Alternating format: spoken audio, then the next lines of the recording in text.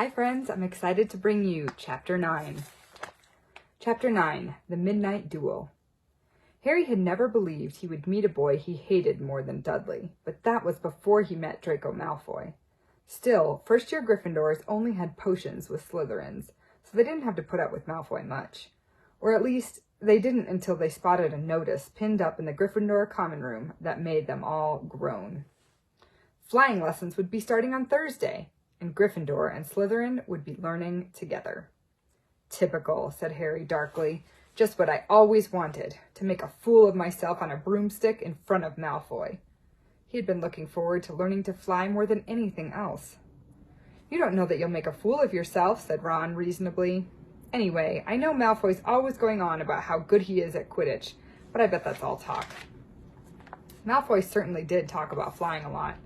He complained loudly about first years never getting on the house Quidditch teams and told long, boastful stories that always seemed to end with him narrowly escaping muggles in helicopters.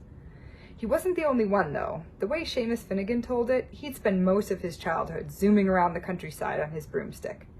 Even Ron could tell anyone who'd listen about the time he'd almost hit a hang glider on Charlie's old broom. Everyone from wizarding families talked about Quidditch constantly. Ron had already had a big agreement with Dean Thomas, who shared their dormitory about soccer. Ron couldn't see what was exciting about a game with only one ball where no one was allowed to fly. Harry had caught Ron prodding Dean's poster of West Ham soccer team, trying to make the players move. Neville had never been on a broomstick in his life, because his grandmother had never let him near one. Privately, Harry felt she'd had a good reason, because Neville managed to have an extraordinary number of accidents, even with both feet on the ground. Hermione Granger was almost as nervous about flying as Neville was. This was something you couldn't learn by heart out of a book. Not that she hadn't tried. At breakfast on Thursday, she bored them all stupid with flying tips she'd gotten out of a library book called Quidditch Through the Ages. Neville was hanging on to her every word, desperate for anything that might help him hang on to his broomstick later. But everybody else was very pleased when Hermione's lecture was interrupted by the arrival of the mail. Harry hadn't had a single letter since Hagrid's note, something that Malfoy had been quick to notice, of course. Malfoy's eagle owl was always bringing him packages of sweets from home, which he opened gloatingly at the Slytherin table. A barn owl brought Neville a small package from his grandmother. He opened it excitedly and showed them a glass ball the size of a large marble, which seemed to be full of white smoke. "It's a remembrall," he exclaimed. "Gran knows I forget things. This tells you if there's something you've forgotten to do. Look, you hold it tight like this, and if it turns red—" Oh, his face fell because the remembrall had suddenly glowed scarlet. "You've forgotten something." Neville was trying to remember what he'd forgotten when Draco Malfoy, who was passing the Gryffindor table, snatched the remembrall out of his hand. Harry and Ron jumped to their feet. They were half hoping for a reason to fight Malfoy, but Professor McGonagall, who could spot trouble quicker than any other teacher in the school, was there in a flash. "What's going on?" "Malfoy's got my remembrall, Professor." Scowling, Malfoy quickly dropped the remembrall back on the table. "Just looking," he said, and he sloped away with Crabbe and Goyle behind him. At 3:30 that afternoon, Harry, Ron, and the other Gryffindors hurried down their front steps onto the grounds for their first flying lesson. It was a clear, breezy day, and the grass rippled under their feet as they marched down the sloping lawns toward a smooth, flat lawn on the opposite side of the grounds to the Forbidden Forest, whose trees were swaying darkly in the distance. The Slytherins were already there, and so were 20 broomsticks lying in neat lines on the ground.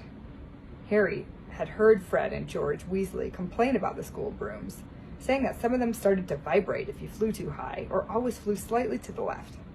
Their teacher, Madame Hooch, arrived. She had short gray hair and yellow eyes like a hawk. "Well, what are you all waiting for?" she barked. "Everyone stand by a broomstick. Come on, hurry up." Harry glanced down at his broom. It was old, and some of the twigs stuck out at odd angles. "Stick out your right hand over your broom," called Madame Hooch up front, "and say, 'Up! Up!'" everyone shouted. Harry's broom jumped into his hand at once, but it was one of the few that did. Hermione Granger's had simply rolled over on the ground, and Neville's hadn't moved at all. Perhaps brooms, like horses, could tell when you were afraid, thought Harry. There was a quaver in Neville's voice that said only too clearly that he'd wanted to keep his feet on the ground. Madam Hooch then showed them how to mount their brooms without sliding off the end, and walked up and down the rows, correcting their grips. Harry and Ron were delighted when she told Malfoy he'd been doing it wrong for years. "Now, when I blow my whistle, you kick off from the ground, hard," said Madam Hooch. "Keep your broom steady, rise a few feet, and then come straight back down by leaning forward slightly. On my whistle. 3, 2... But Neville, nervous and jumpy and frightened of being left on the ground, pushed off hard before the whistle had touched Madam Hooch's lips. "Come back, boy," she shouted. But Neville was rising straight up like a cork shot out of the bottle. 12 feet, 20 feet. Harry saw a scared white face look down at the ground falling away and saw him gasp, slip sideways off the broom, and wham! A thud and a nasty crack, and Neville lay face down on the grass in a heap. His broomstick was still rising higher and higher and started to drift lazily toward the forbidden forest and out of sight. Madam Hooch was bending over Neville, her face as white as his. "Broken wrist," Harry heard her mutter. "Come on, boy, it's all right. Up you get." She turned to the rest of the class. "None of you is to move while I take this boy to the hospital wing. You leave those brooms where they are, or you'll be out of Hogwarts before you can say Quidditch. Come on, dear." Neville, his face tear-streaked, clutching his wrist, hobbled off with Madam Hooch, who had her arm around him. No sooner were they out of earshot than Malfoy burst into laughter. "Did you see his face, the great lump?" The other Slytherins joined in. "Shut up, Malfoy," snapped Parvati Patil. "Ooh, sticking up for Longbottom," said Pansy Parkinson, a hard-faced Slytherin girl. "Never thought you'd like a fat little crybaby, Parvati." "Look," said Malfoy, darting forward and snatching something out of the grass. "It's that stupid thing Longbottom's Gran sent him." The Remembrall glittered in the sun as he held it up. "Give that here, Malfoy," said Harry quietly. Everyone stopped talking to watch. Malfoy smiled nastily. "I think I'll leave it here, somewhere for Longbottom to find. How about up in a tree?" "Give it here," Malfoy yelled. But Malfoy had leapt onto his broomstick and taken off. He hadn't been lying. He could fly well. Hovering level with the topmost branches of an oak, he called, "Come and get it, Potter!" Harry grabbed his broom. "No!" shouted Hermione Granger. "Madam Hooch told us not to move. You'll get us all into trouble." Harry ignored her. Blood was pounding in his ears. He mounted the broom and kicked hard against the ground, and up he soared. Air rushed through his face, and his robes whipped out behind him. And in a rush of fierce joy, he realized he'd found something he could do without being taught. This was easy. This was wonderful. He pulled his broomstick up a little to take it even higher and heard screams and gasps of girls back on the ground and an admiring whoop from Ron. He turned his broomstick sharply to face Malfoy in midair. Malfoy looked stunned. "Give it here," Harry called, "or I'll knock you off that broom." "Oh, yeah?" said Malfoy, trying to sneer, but looking worried. Harry knew, somehow, what to do. He leaned forward and grasped the broom tightly in both hands, and it shot toward Malfoy like a javelin. Malfoy only just got out of the way in time. Harry made a sharp about-face and held the broom steady. A few people below were clapping. "No Crabbe and Goyle up here to save your neck, Malfoy," Harry called. The same thought seemed to have struck Malfoy. "Catch it if you can, then," he shouted, and he threw the glass ball high into the air and streaked back toward the ground. Harry saw, as though in slow motion, the ball rise up in the air and then start to fall. He leaned forward and pointed his broom handle down. Next second, he was gathering speed in a steep dive, racing the ball. Wind whistled in his ears, mingled with the screams of people watching. He stretched out his hand. A foot from the ground, he caught it, just in time to pull his broom straight, and he toppled gently into the grass with the Remembrall clutched safely in his fist. "Harry Potter!" His heart sank faster than he'd just dived. Professor McGonagall was running toward them. He got to his feet, trembling. "Never in all my time at Hogwarts!" Professor McGonagall was almost speechless with shock, and her glasses flashed furiously. "How dare you? Might have broken your neck." "It wasn't his fault, Professor." "Be quiet, Miss Patil." "But Malfoy—" "That's enough, Mr. Weasley. Potter, follow me, now." Harry caught sight of Malfoy, Crabbe, and Goyle's triumphant faces as he left, walking numbly in Professor McGonagall's wake as she strode toward the castle. He was going to be expelled. He just knew it. He wanted to say something to defend himself, but there seemed to be something wrong with his voice. Professor McGonagall was sweeping along without even looking at him. He had to jog to keep up. Now he'd done it. He hadn't even lasted 2 weeks. He'd be packing his bags in 10 minutes. What would the Dursleys say when he turned up on the doorstep? Up the front steps, up the marble staircase inside, and still Professor McGonagall didn't say a word to him. She wrenched open doors and marched along corridors with Harry trotting miserably behind her. Maybe she was taking him to Dumbledore. He thought of Hagrid, expelled but allowed to stay on as a gamekeeper. Perhaps he could be Hagrid's assistant. His stomach twisted as he imagined it, watching Ron and the others becoming wizards while he stomped around on the grounds carrying Hagrid's bag. Professor McGonagall stopped outside a classroom. She opened the door and poked her head inside. "Excuse me, Professor Flitwick, could I borrow Wood for a moment?" Wood, thought Harry, bewildered. Was Wood a cane she was going to use on him? But Wood turned out to be a person, a burly fifth-year boy who came out of Flitwick's class looking confused. "Follow me, you two," said Professor McGonagall, and they marched on up the corridor, Wood looking curiously at Harry. "In here." Professor McGonagall pointed them into a classroom that was empty except for Peeves, who was busy writing rude words on the blackboard. "Out, Peeves," she barked. Peeves threw the chalk into a bin, which clanged loudly, and he swooped out, cursing. Professor McGonagall slammed the door behind him and turned to face the two boys. "Potter, this is Oliver Wood. Wood, I found you a seeker." Wood's expression changed from puzzlement to delight. "Are you serious, Professor?" "Absolutely," said Professor McGonagall crisply. "The boy's a natural. I've never seen anything like it." "Was that your first time on a broomstick, Potter?" Harry nodded silently. He didn't have a clue what was going on, but he didn't seem to be being expelled, and some of the feeling started coming back to his legs. "He caught that thing in his hand after a 50-foot dive," Professor McGonagall told Wood. "Didn't even scratch himself. Charlie Weasley couldn't have done it." Wood was now looking as though all his dreams had come true at once. "Ever seen a game of Quidditch, Potter?" he asked excitedly. "Wood's captain of the Gryffindor team," Professor McGonagall explained. "He's just the build for a seeker, too," said Wood, now walking around Harry and staring at him. "Light, speedy. We'll have to get him on a decent broom, Professor. A Nimbus 2000, or a Clean Sweep 7, I'd say. I shall speak to Professor Dumbledore and see if we can't bend the first-year rule. Heaven knows, we need a better team than last year. Flattened in that last match by Slytherin, I couldn't look Severus Snape in the face for weeks." Professor McGonagall peered sternly over her glasses at Harry. "I want to hear you're training hard, Potter, or I may change my mind about punishing you." Then she suddenly smiled. "Your father would have been proud," she said. "He was an excellent Quidditch player himself." "You're joking." It was dinner time. Harry had just finished telling Ron what had happened when he left the grounds with Professor McGonagall.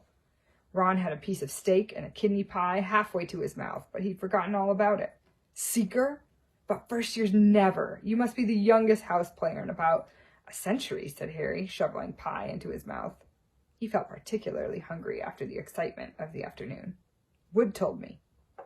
Ron was so amazed, so impressed, he just sat and gaped at Harry. "I start training next week," said Harry.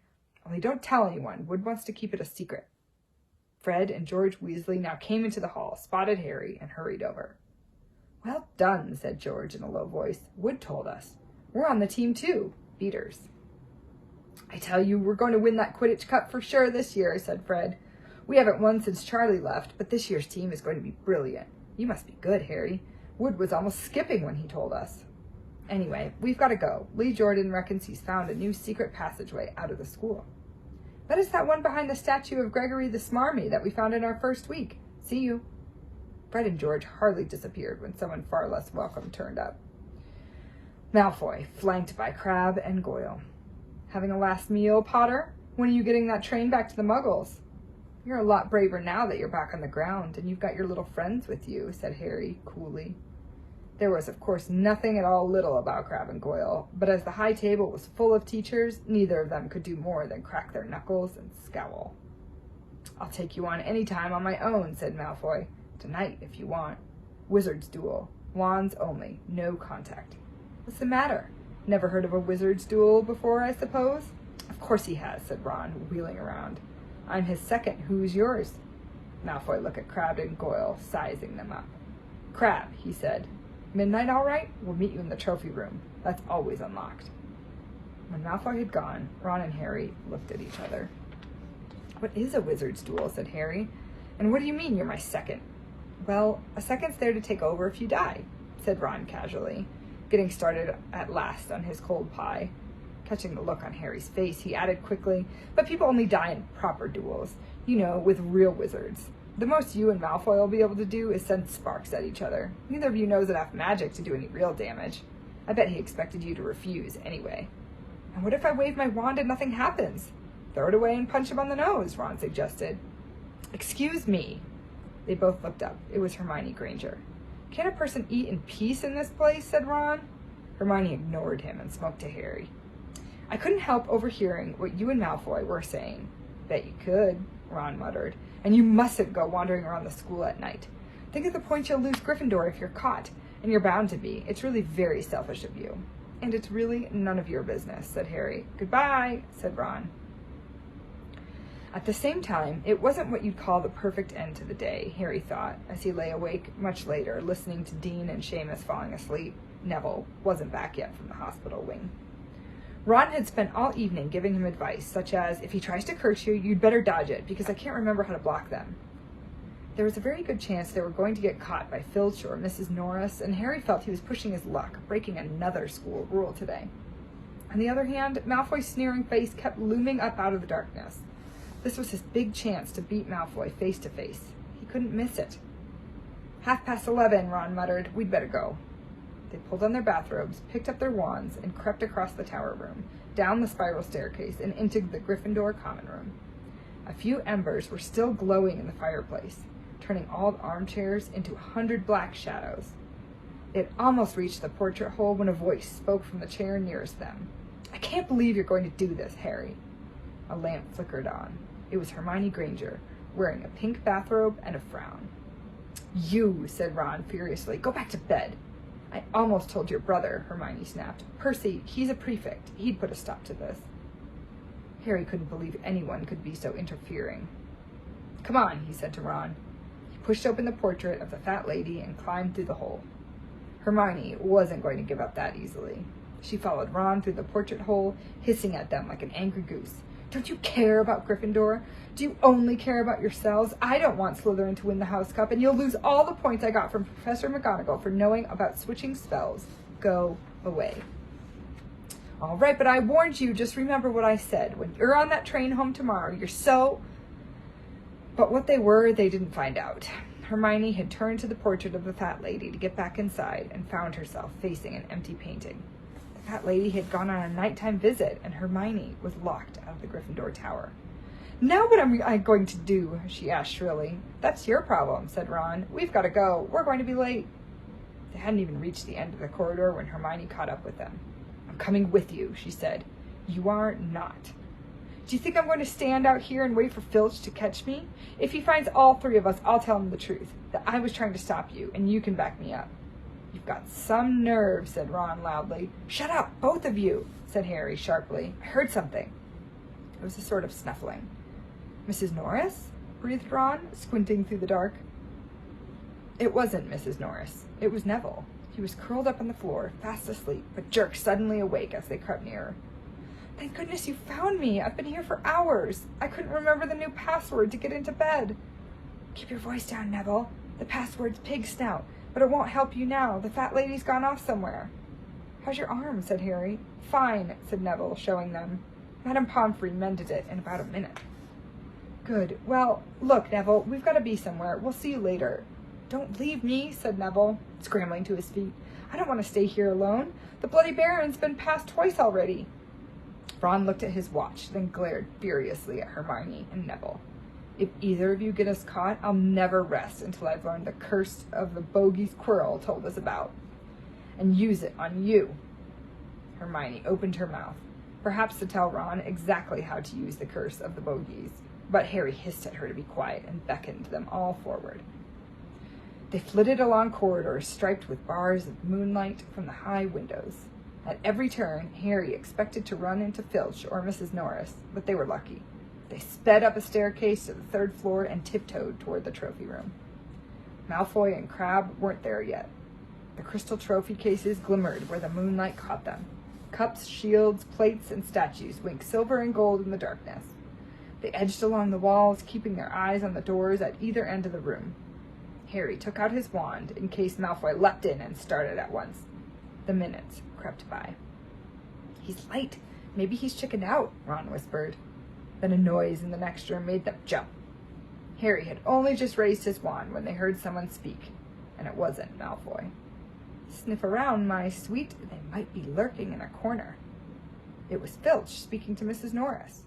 Horror-struck, Harry waved madly at the other three to follow him as quickly as possible. They scurried silently toward the door, away from Filch's voice. Neville's robes had barely whipped around the corner when they heard Filch enter the trophy room. "They're in here somewhere," they heard him mutter, "probably hiding." "This way," Harry mouthed to the others, and petrified, they began to creep down a long gallery full of suits of armor. They could hear Filch getting nearer. Neville suddenly let out a frightened squeak and broke into a run. He tripped, grabbed Ron around the waist, and the pair of them toppled right into the suit of armor. The clanging and crashing were enough to wake the whole castle. "Run!" Harry yelled, and the four of them sprinted down the gallery, not looking back to see whether Filch was following. They swung around the doorpost and galloped down one corridor then another, Harry in the lead, without any idea where they were or where they were going. They ripped through a tapestry and found themselves in a hidden passageway, hurtled along it, and came out near their charms classroom, which they knew was miles from the trophy room. "I think we've lost him," Harry panted, leaning against the cold wall and wiping his forehead.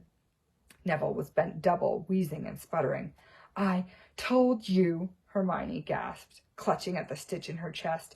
"I told you." "We've got to get back to the Gryffindor Tower," said Ron, "quickly as possible." "Malfoy tricked you," Hermione said to Harry. "You realize that, don't you? He was never going to meet you. Filch knew someone was going to be in the trophy room. Malfoy must have tipped him off." Harry thought she was probably right, but he wasn't going to tell her that. "Let's go." It wasn't going to be that simple. They hadn't gone more than a dozen paces when a doorknob rattled and something came shooting out of the classroom in front of them. It was Peeves. He caught sight of them and gave a squeal of delight. "Shut up, Peeves, please. You'll get us thrown out." Peeves cackled. "Wandering around at midnight, ickle firsties? Tut, tut, tut. Naughty, naughty. You'll get caughty."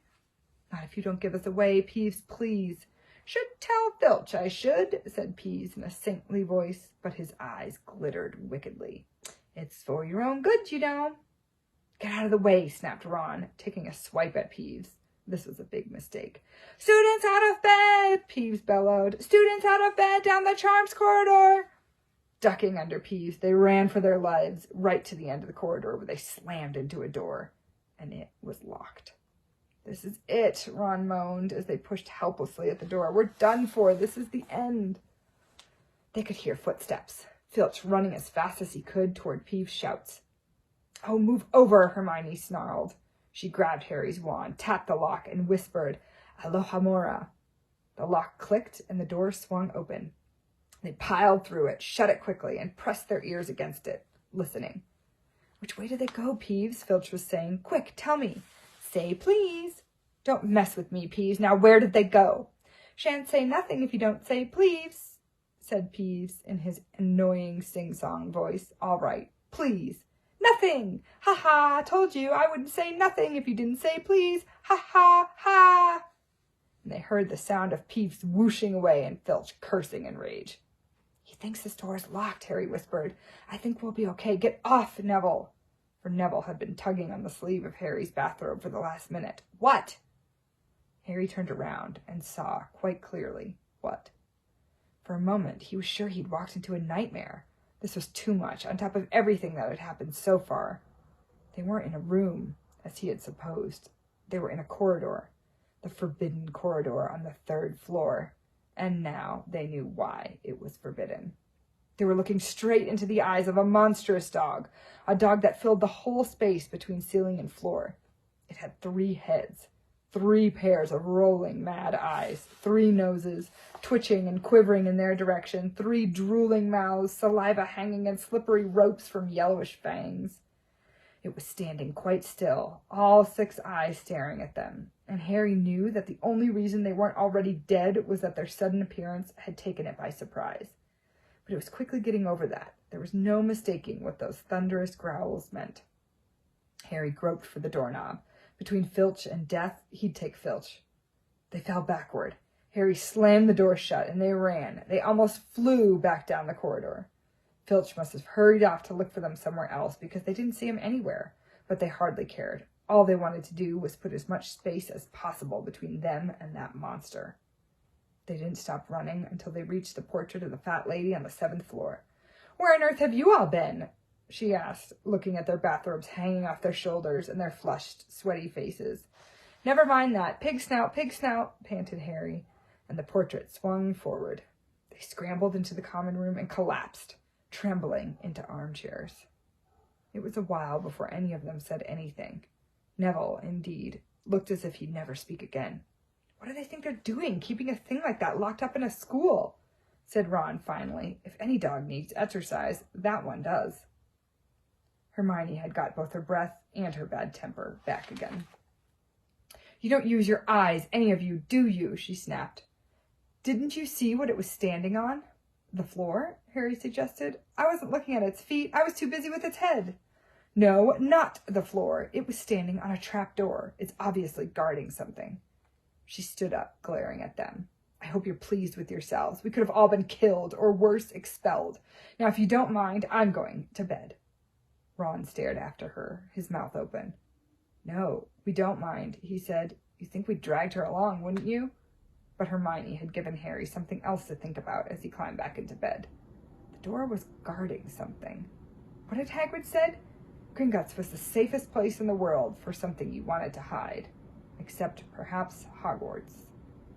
It looked as though Harry had found out where the grubby little package from Vault 713 was. Thanks for listening, friends.